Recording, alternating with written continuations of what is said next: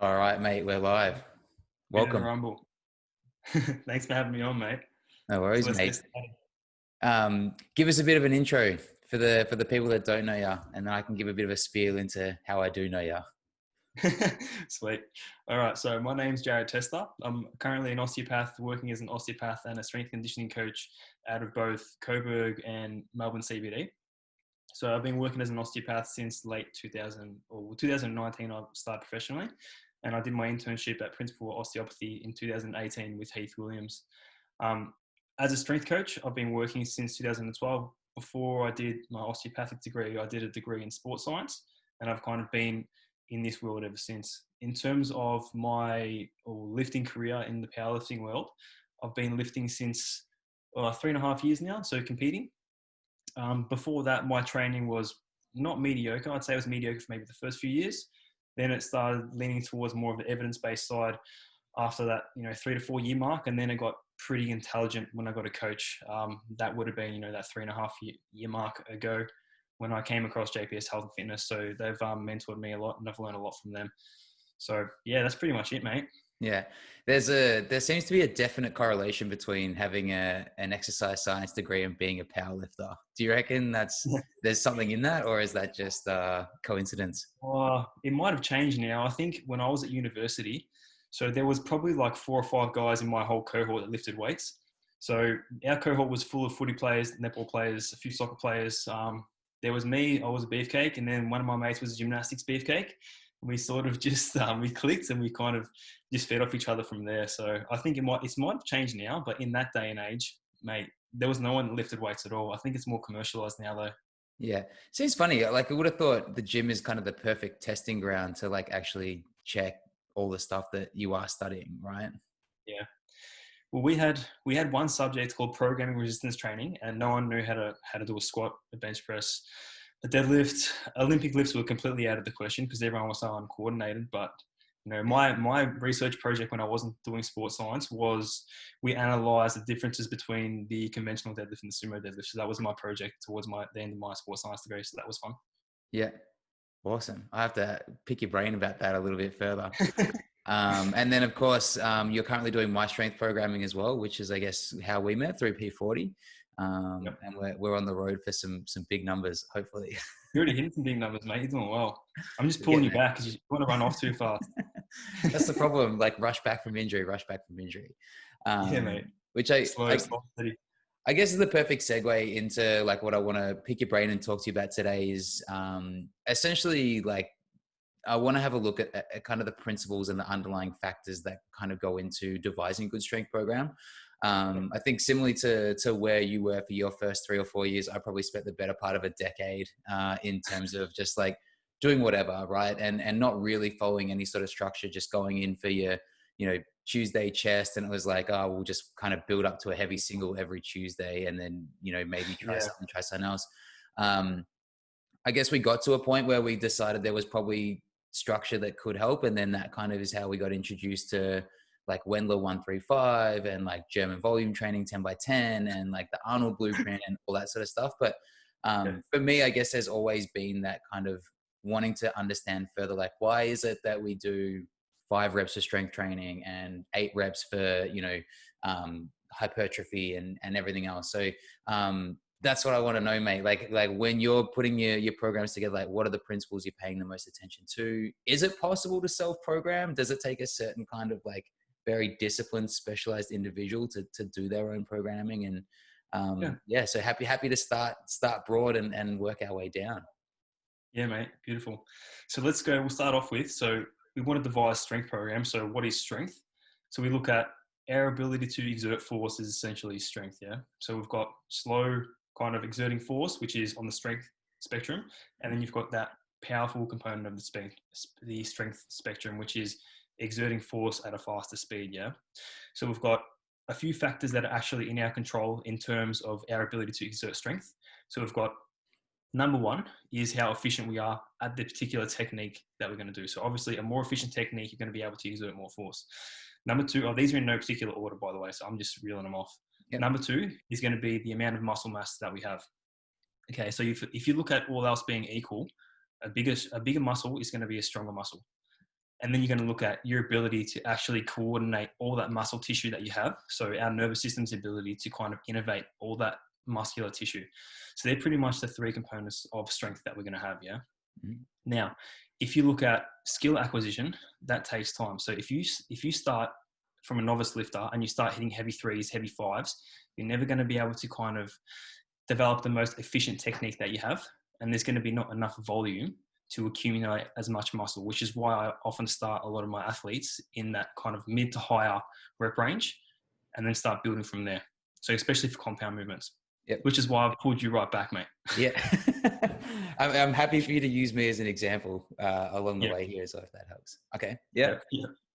So that kind of clarifies what we're starting off with. So what I'd kind of look forward to start off with in terms of just building basic strength. Yep. Cool. Yep. And exercise selection, is it more determinable based on what the individual's goal is? Is there like if it's like their first time going into a gym, are you starting them more so with those kind of compound lifts, get them proficient? Yeah, that's the most bang for your buck. Yeah, 100%, mate. If you look at a newbie lifter or a newbie, weight trainer, gen pop client, whatever, you're looking at as much bang for your buck as you can get, because they're going to be able to, get bigger strength and bigger neuromuscular gains with basically anything. So they're a novice. Their nervous system and their body's going to adapt to whatever you throw at them. So you'd be looking at, developing fundamental patterns a lot of the time, maybe like some full body stuff or some upper lower stuff 2 to 3, 4 times a week, and just kind of starting off by building some actual habits in terms of getting to the gym and getting some stuff done before you start sprinkling a lot of the other stuff into it eventually. Yeah. And accessories in terms of like the role that they play, how important are they, honestly? Okay. So if you look at squat, bench, deadlift, Olympic lifts, all that kind of thing, they're very neuromuscular demanding. So they require a lot of force from your nervous system to exert, to move the load, because they're bigger movements, full body movements. If you look at accessories, you're going to be able to actually kind of develop sufficient volume. So that's another important kind of component of building muscle. So developing sufficient volume within a target muscle group to help that muscle actually grow, which is going to feed into how big the muscle is. And then kind of you can coordinate that pattern or that new muscle into your actual bigger movements. So if you say you've got your upper body day, you've got your bench press, big, compound movement, you're not going to be able to get a whole lot of volume in without kind of accruing a lot of fatigue. Then you've got, just say, a chest fly, So a chest fly is an isolation movement. You can start really pushing some volume through your chest with that chest fly to help kind of develop and hypertrophy those muscle fibers in the chest, which leads to a bigger muscle. A bigger muscle is inherently going to be a stronger muscle if you develop the neural ability to innovate all that new kind of muscle tissue. Okay. All right. So it's really just like developing that kind of, I guess, like mind muscle connection in like actually feeling the muscle do the work it's supposed to do, huh? 100%. Yeah. So feeling that muscle do the work is going to lead to providing your diet's on point, it's going to lead to, a bigger, stronger muscle essentially. But that means nothing if you can't integrate that into the skill of the bench press. Yeah. Okay. So if we're kind of using, let's use a deadlift as an example. So obviously like we have a deadlift goal that we're working towards at the moment. When you are sitting down to write a program, can you take us through all the, the thought process? Like what are all the things that you're specifically thinking about before you're making your like exercise selection or like rep range selection and stuff like that, weighting and things like that? Yeah. So I think compound exercises suit certain rep ranges. So you're not going to hit a deadlift for 4 sets of 20. Mm-hmm. I'm going to be looking at the individual's goals, the individual's training experience, what the individual wants to do, whether or not they have any actual injuries, their anatomical structure. So certain people are going to be looking at being better suited towards one exercise versus another exercise. And then I'll be looking at what their goal is. So how frequently I want to train that specific pattern, whether or not they're carrying any strengths and weaknesses kind of that will carry over towards that specific pattern. So just say, if we use you an example, your deadlift, we wanted to improve your technique. Mm-hmm. So we slowed things right down, but obviously your ability to recover from say two heavy deadlifts per week is probably not going to be there. So you're doing one heavy deadlift a week that's slow, accruing volume in the 4 to 6 rep range, because you can still learn at that intensity quite well because the intensity is a fraction lower and the bar speed's a bit slower. Yeah. Because we've slowed it down, as opposed to me giving you heavy fives at say, 80 to 90% really smashing yourself and then doing that twice a week. So it's not going to work like that. Is that something we're working towards? Eventually, we've pissed off your tempos now, mate. Yeah. So we can start ramping things up. So is that kind of the goal? Like you're looking at like total volume over the course of the week, whether that be sets times reps, total weight, and then just banking on that and increasing on that week to week? Yeah. Not all the time, but yeah. Yeah. And is there a difference, say, between me doing 4x6 or doing like 6x4? It's more so specificity related because just say your heavy fours, if your goal is to hit a heavy 1RM, you're going to get more practice with a heavy 4 as opposed to with a heavy 6. You know what I mean? Okay. Because a heavy 4 is going to be closer in terms of that absolute relative strength goal of that 1 as opposed to that heavy 6. Yep. Whereas with the 6, you're going to get more practice at a lighter load. So strength especially is intensity related too. So just because you can hit heavy 10s, 3x10 at a RPE, say 9 mark, doesn't mean you're going to be able to hit a heavy single and maintain your technique. Yeah.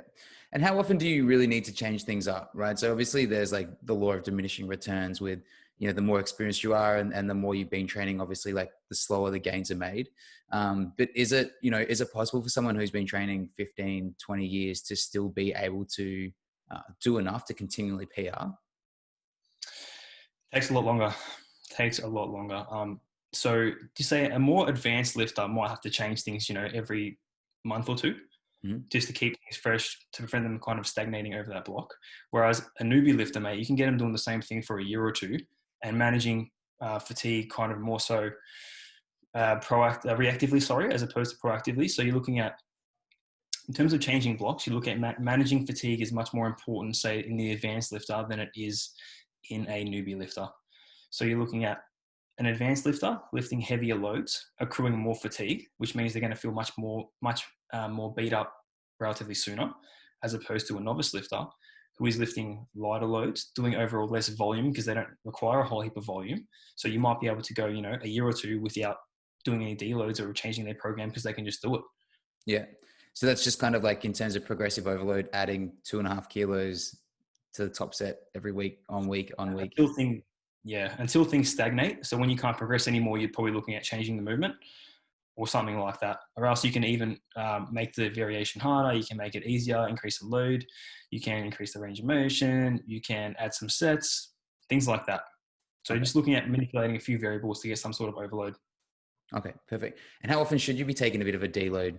Is there a point where you, I don't know, are you showing signs of failure in your top sets, or is it like, hey, mandate 4 weeks, like time to like back off for a week? Like what's Yeah.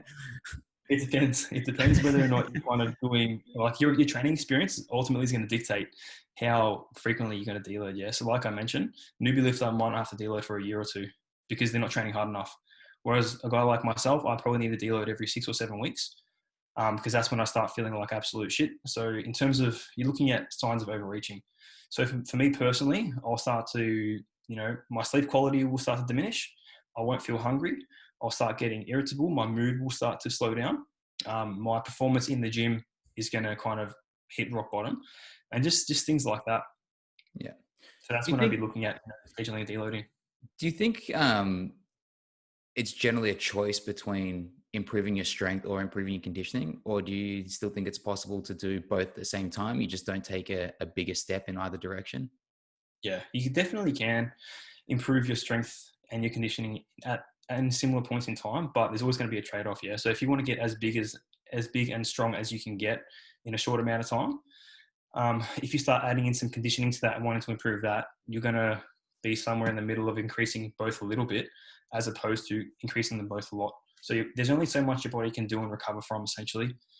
And when you start to sprinkle in all this other type stuff, that's when you're going to start to slow things down in both directions, but doesn't mean you can't do it. Yeah. Okay, cool. And if you couldn't squat, bench, or dead, but you had to do one exercise for the rest of your life in order to maximize your strength and your lean mass, what would you do? Ooh, if I couldn't squat, bench, or dead. What about an Olympic lift? Does that count? Or cleans? Just hit cleans? I do power cleans, man. Probably. I need to learn how to Olympic lift like proper. I can do basics, but I'm pretty shit now. So I wouldn't mind doing that eventually. So that's probably one thing that I can do, mate. Yeah, nice answer, mate. Nice answer. All right, cool. So I guess if you kind of like summarize what you're kind of putting together, if you are getting started, then definitely spend more time working on those bigger, more compound lifts and kind of like prioritizing those at like the start of your program when you are fresh. 100%. Yep. Yeah. And then once you So, kind of manage those big three lifts, is it kind of like just continue to do a bit of whatever just to feel it in terms of yeah. accessories? Yeah, Yeah. develop basic patterns, mate, and then start to sprinkle in some accessories, later on in the workouts, as you feel fit. I think, starting off with the 3-day program and kind of building some consistency in the gym is the most important thing. And then adding in days, adding in exercises, and just continually kind of improving, either reps, either load or sets or a combination of all three, or even range of motion. So I think that's probably the best way to just keep things simple, mate, and keep things progressing. Then when things start to slow down, you start pulling back a little bit of all three of those or one or the other.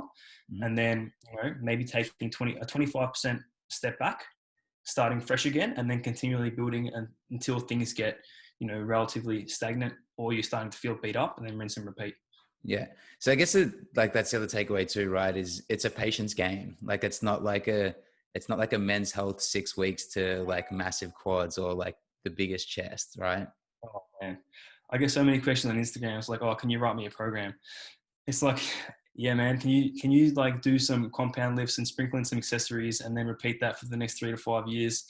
And they're like, oh, I want results in 12 weeks. Yeah, yeah, Because yeah, people, yeah. But people it's, want it's everything. it's it's gonna be summer in 12 weeks. Are we able to like speed this process up, right? Yeah, I just put on 10 kilos in 12 weeks, but naturally and lose fat at the same time. It's like, oh, mate, this takes ages. I've been Yeah. training for 10 years and people still ask me, do I go to the gym? It's like, this takes ages. Yeah, I'm the same. It's like I heard Don Mazzetti once, the professor, said the day you start lifting weights is the day you become small because you'll never be as big and strong as you want to be. No.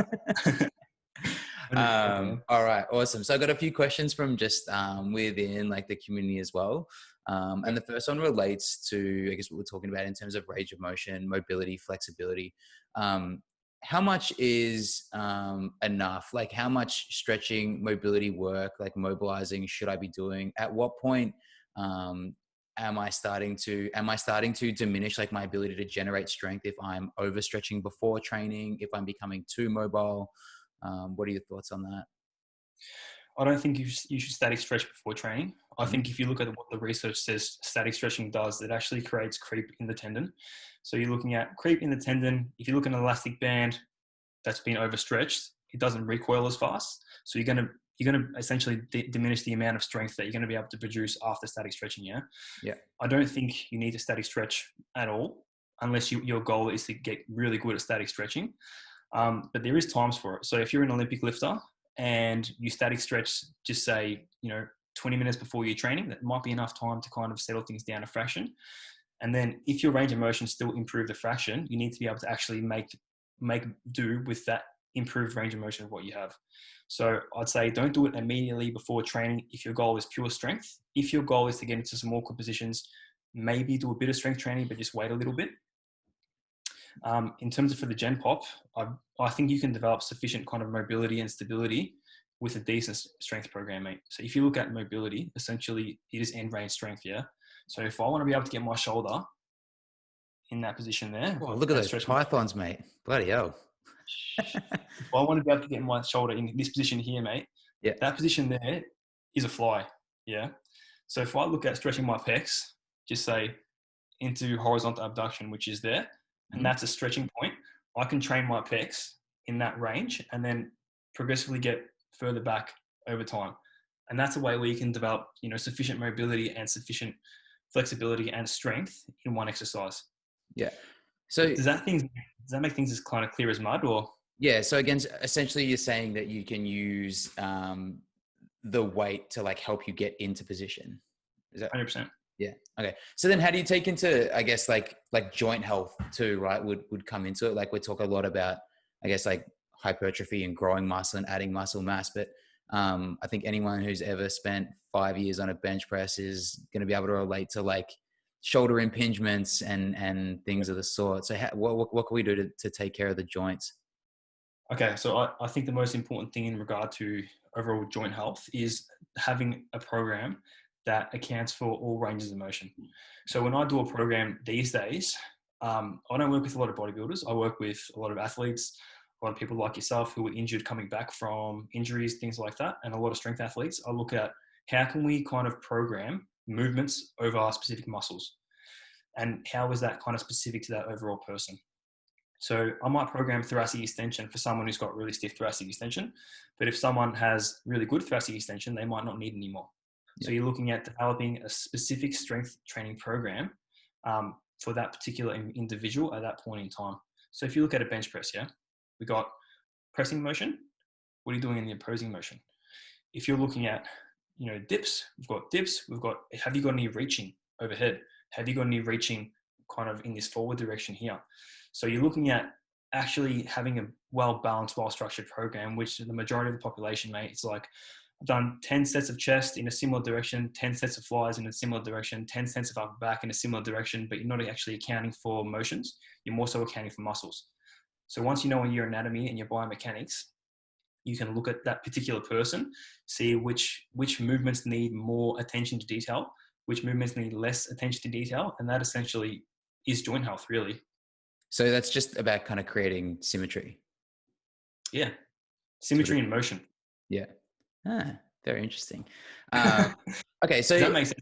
yeah. That actually makes perfect sense. Like a frustrating amount of sense.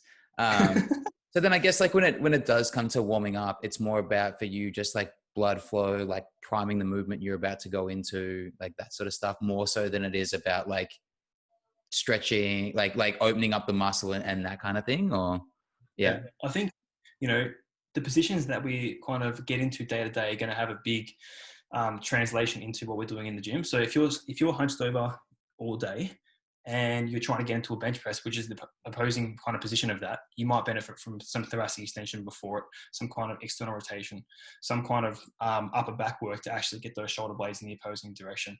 Yeah. So it's looking at, can I get into position first? If you can get into position efficiently in terms of your first, your exercises, can you warm up efficiently without feeling stiff? And does it feel good? Awesome. If you can, big tick, do the movement. If you can't, skim things back. You might do some mobility work, so some spinal mobility work. You might do some typical activation type work to prime that particular area that you're moving. So you might prime the shoulders, you might prime the hips, whatever, and then go into your kind of big loaded movement. Yeah. Any examples of like some good hip primers, some good shoulder primers for people?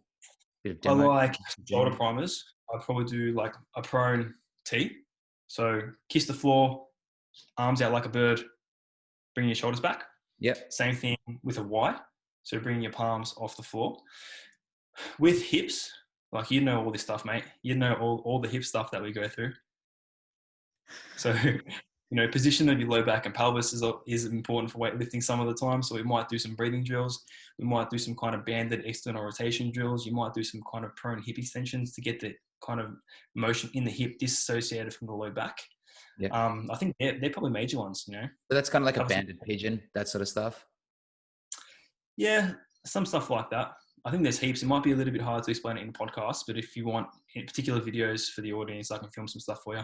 All right, perfect. Yeah, we'll chuck some links down below because we'll chuck this up on YouTube as well. All right. Yeah, man. And I had one other question, which actually came from Kat. So she wants to know any or your thoughts on like use of supportive garments, like specifically to reduce inflammation of pubis symphysis separation. So she's obviously thinking like postpartum. Yeah. That's probably not my area in terms of is that going to help postpartum. So I probably can't give a comment on that, to be honest. I'm not aware of any research. I think for DOMs, it can be helpful in improving performance and reducing swelling. Yeah. So there might be some stuff behind it, but yeah, I'm not sure. I'm sorry. That's all right. So things like wearing like leggings and that sort of stuff, like definitely like worth doing, like in terms of keeping you warm, compression. Yeah, I mean, they can help you warm up. They can also kind of reduce the amount of space where swelling is actually available to accumulate. So they might reduce some post-workout swelling. They might reduce DOMS a little bit, but if you look at, bang for your buck, mate, like this stuff only makes 2 to 3% of a difference. Yeah. In Gen Pop, might not be worth it. If you're an elite athlete, I'd say maybe. Okay. So I'd say it might be worth looking into if you're willing to kind of take the cost associated with that item into context, maybe. Yeah. And in your opinion, mate, wrist wraps, straps, worth it? Wrist wraps, definitely, yeah, 100%. Are you talking about the compression ones? Yeah. They just kind of take some of that load off that wrist joint. I mean, you know what it feels like to kind of bench heavy. Some of the time your wrists are going to be in extension. They might get a little bit sore, a little bit beat up. They definitely help. Knee wraps can help with performance too, so they're awesome as well. I'd say, the right tool for the right person at the right time. I think they're comfy. Yeah, beautiful. All right, mate. Thank you. No worries. Oh, Thanks for having me. I've actually learnt quite a bit. Not that I didn't think I would. It's been a pleasure working with you. Thank you, mate. Where can people find you?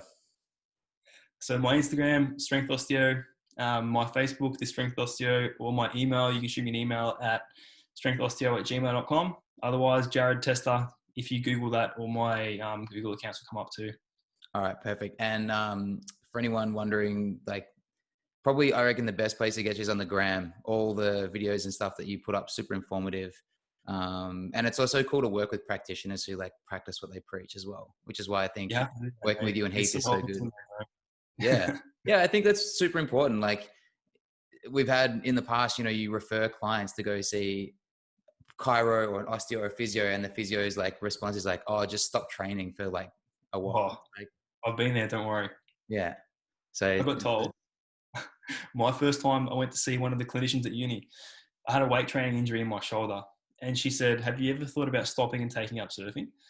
And I was just like, this is why I don't go see anyone or trust anyone. You know what I mean? Just work through the pain. Yeah. Mate, if you could go back and tell like 21-year-old Jarrod in the gym, like one thing, what would it be? If you could give him one piece of advice. I'd say, Jarrod, your shoulder clicking and falling out doing dips is not normal. Go seek out a practitioner who lifts because you're wasting your time. Awesome. So anyone there that's lifting in an immense amount of pain all the time, maybe go and do something about it. Maybe send Jarrod an DM on Instagram. Yep, 100%. You're a legend, mate. Thank you so much. Thanks for having me on, my friend. It was a pleasure. Cheers, mate. Bye. Cheers, mate.